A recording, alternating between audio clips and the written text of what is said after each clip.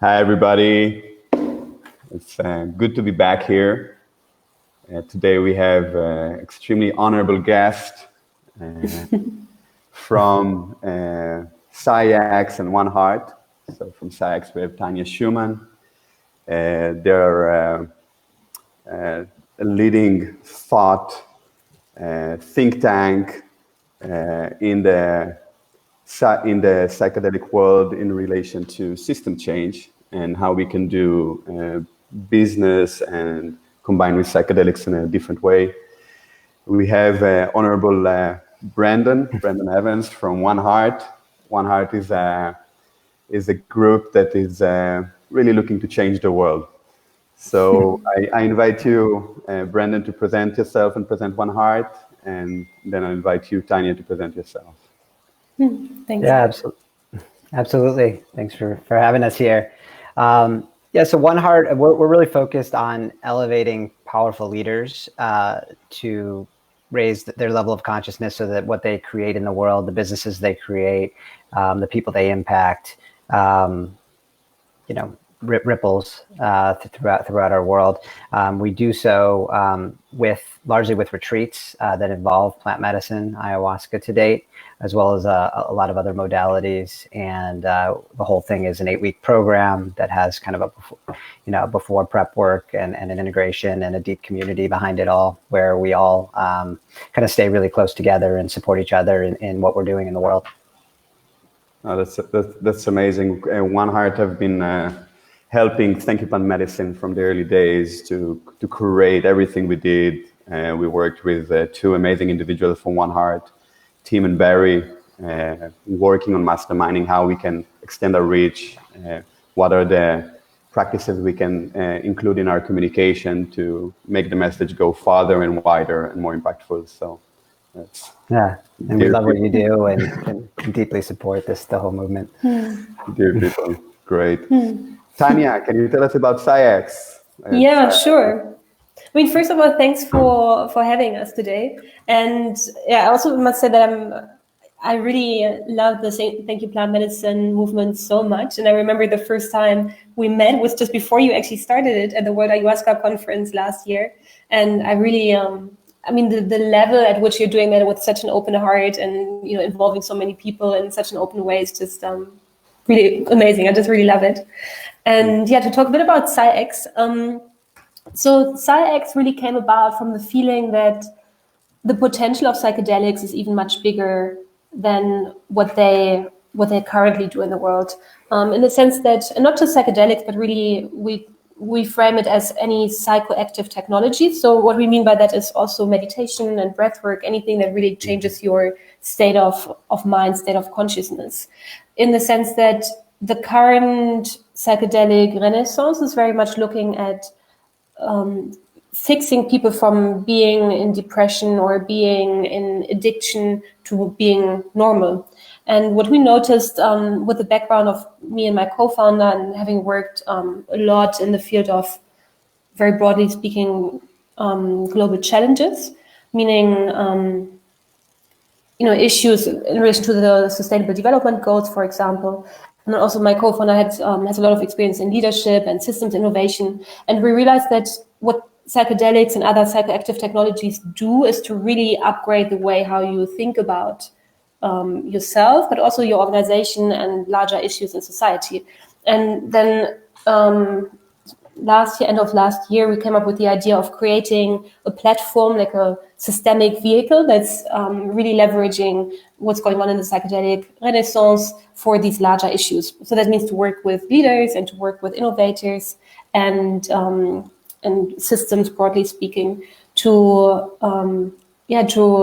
really find ways how we can use psychedelics to inspire leaders and innovators to have a bigger impact in the world. And we do so through, like you said, like sort of a think tank model, like media and research, but also working on service provision. So that's also how I got in touch with Brandon about, think about how can we create services that and retreats and experiences that have that outlook on the systems level as well.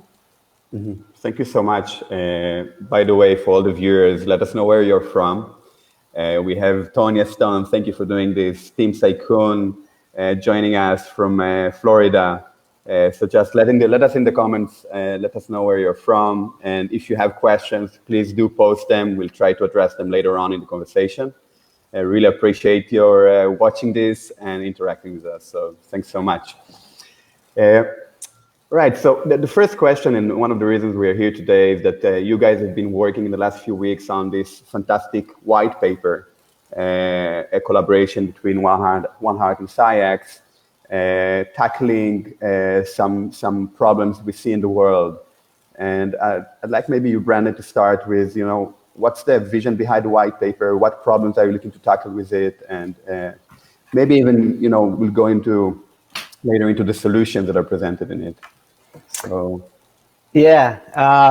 So I'd written a little while back, I'd written an article on Medium that was Lessons Ayahuasca Will Teach You That Harvard Business School Never Will. And got a pretty good response from that. And we'd been talking a lot internally about kind of the messages we want to put out. And one of the things I think that's a bit unique about 1Heart and PsyX is the look at more of the, what does this mean for society and systems change? There's a lot of talk around healing and PTSD and a lot of these, really important causes. But there's also this idea that these psychedelics, by way of opening our minds, allowing us to see other perspectives, allowing us to, feel, directly connected to the world, to nature, to each other, that's going to have major impacts in the world. And so we had just started kind of noodling and getting a really rough outline down. And then Tanja actually reached out to me, as synchronicity always happens. And we started talking, and it was just like, wow, this is like the perfect person to be doing this with us. And in my previous life, I'd always kind of had a good, research partner and someone that we partnered up on white papers, and just her knowledge and background and more of the research background that she comes with just seemed like a perfect fit. And so we started working on the paper together, and excited to probably put it out in another couple months, month or so. Thanks so much. Yeah. Tanja, yeah, totally. what's your expectation for the white paper?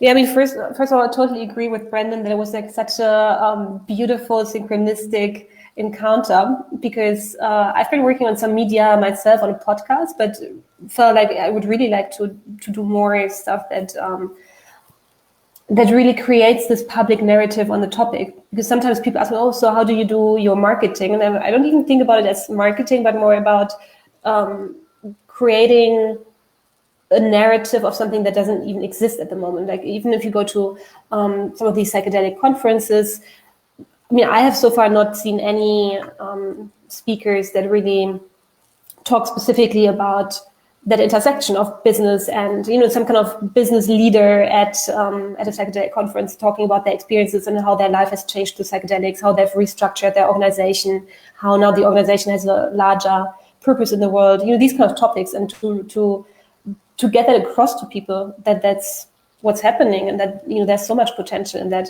It's something that, I'm really passionate about, and I've seen Brandon also already active in that field and putting out some great articles. And I think the white paper is just a more comprehensive version of that. So it's really pulling together from research, so some of these great publications, for example, from Imperial, looking at increased nature connectedness through psychedelics, and then translate that to what does that mean in the business context. Mm-hmm. And also combining that with some of the real life stories from some of the participants from 1Heart, and also trying to find even more leaders to share their stories and have a very comprehensive piece that people can go to when they want to learn more about the role of psychedelics in business. Yeah, it's from reviewing the topics you guys have, because you give me a sneak peek into the creation of it. I have a feeling that it potentially can create a really big impact in the future of psychedelic business. Mm-hmm. I've personally sat on the panel in the Horizon conference and seeing the community talking to Compass Pathway and discussing different attitudes toward how to bring psychedelics into market. And it's a gigantic challenge, to say the least. to do it in the right way. And there is so many opinions. So I am really looking forward to seeing the final product, right? Final white paper. I'm going to start with a little bit difficult question, and how you go for it. So if you look at Google and Facebook, right, two giants. Google history was that they started with a service, and the service was really popular, and people really liked it because it was very clean, and they had the mantra "Do no bad." That was true until they faced, either die or grow, and they chose grow, and grow meant we're going to take user data and sell it to advertisers and build ourselves on an advertising model, which in the beginning they didn't meant to. Facebook, I'm not sure the date, 2012, 2013, faced the same thing. They were losing a lot of money. They needed to be sustainable over time, and it was, die or grow. And they went into advertisement model online. So in a sense, there was like, okay, either I'm going to die or I'm going to choose survival. But if I choose survival, I'm going to let go of my values, initial values. And you saw that happening in these two cases. And if we look at the marketplace in the business world, big part of it is based on competition and ruthless competition and secrecy and trying to monopolize certain section of the market. And so it's a big question. What can we do different as a psychedelic community, as entrepreneurs, as thinkers, to create a different model that will be actually upward spiral everybody, all the stakeholders together? How can we take care of the indigenous people? How can we make sure the people that we are interacting with are good? How can we create a system where there is more transparency, more trust, collaboration rather than competition? Whomever wants. Big question. I mean, the one thing I would say is, I think at the heart of it is how we fund companies. And I've experienced that in my previous life as a tech founder. You kind of end up having to go where the money is. You're building these tech companies so you can raise your next round of funding, and what you do next is dependent on that. And that spiral is kind of leads us to, especially when you're going after big things, let's say in the tech world, it leads you to how do you create $1 billion? How do you create these big companies that the people want to fund, because they don't want to fund a $10 million company or a $20 million company? And it's definitely a challenge. There are some models popping up that are, looking at raising money in different ways, raising money more off cash flows, more off other things. But, I think it's definitely a challenge in that, the investors that come in often dictate things that maybe the founder didn't have in mind when they started. So, a big part of it is just thinking about how we fund things. And, one of the things I am seeing, and I don't, know if this is the long-term answer, but I think with some of the people that go on our journey, some of them have already sold companies, some of them are, have already successful, and then they're able to self-fund, future initiatives. And then those initiatives tend to be more aligned with their heart, who they are, and what they want to put out in the world, and not as dependent on going out and raising huge sums of money. That being said, when you get to something the size of Google, and you get to some of these large companies, it's pretty challenging as to, what to do if you want to expand that, because you see an opportunity, and probably initially it's like, okay, well, this is going to provide information to the world that the world doesn't have, and we're going to, everyone in Africa and all over the world is going to at their fingertips have the answers to everything, and there's this good, message, and then it becomes advertising as the investors come in. So I think it's a challenge. I do think these medicines allow people to think of things differently. I think we are on such a linear path, as do many other things, but we are on such a linear path.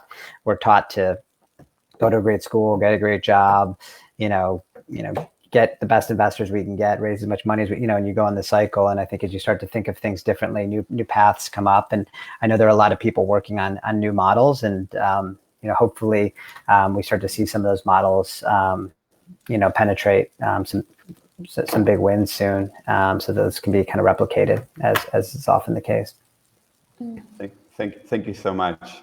Tanja, I want to hear your ideas about this question. How can we maintain values as we move and create businesses and make them grow? Yeah. I mean, first of all, I totally agree with Brandon on the point of ownership, because I think ownership and funding just really sets kind of the direction of the power structures and the decision making in an organization. And so I think that's really vital. And as also, as we were setting up, or as we set up PsyX, we looked into that quite a bit. And there's some interesting trends coming up of new, completely different types of ownership. And one is the steward ownership model. So maybe for the people who are interested in what could a different ownership model look like, they could look into that. So essentially, it's a for-profit that's fully owned by a non-profit, which still allows you to be active on the market, but ensures that you stay aligned with your purpose. So that's, just like one concrete example on that. Then the other thing that I wanted to say is I feel what the plants do is really to heal the individual, right? And I think that that's really vital, right? That you look at all the different levels. So you have the individual level, the organizational level, and then the societal level. And now if you talk about an organization like Google, so Google can only change if the individuals inside change. And specifically, and that's why at PsyX we're interested in that aspect of leadership and innovation, because if you think about it, there are some nodes in every system that have a much larger impact than others. So if we take Google, for example, how would Google change?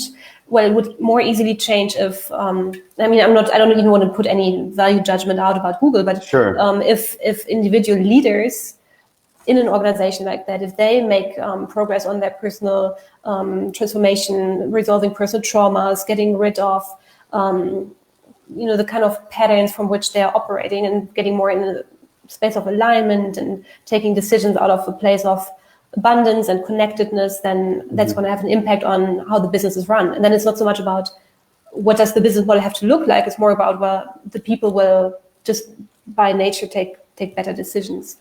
And then maybe to add two more concrete points of what that could look like. I think there's some interesting developments around organizational structure as well. So if you think about holacracy, for example, I think it's really nice to see the connection with psychedelics, because holacracy and other types of self-organization and decentralized company structures, I think they are almost a bit like the mycelium of a mushroom. So I always like the kind of psychedelic link to that.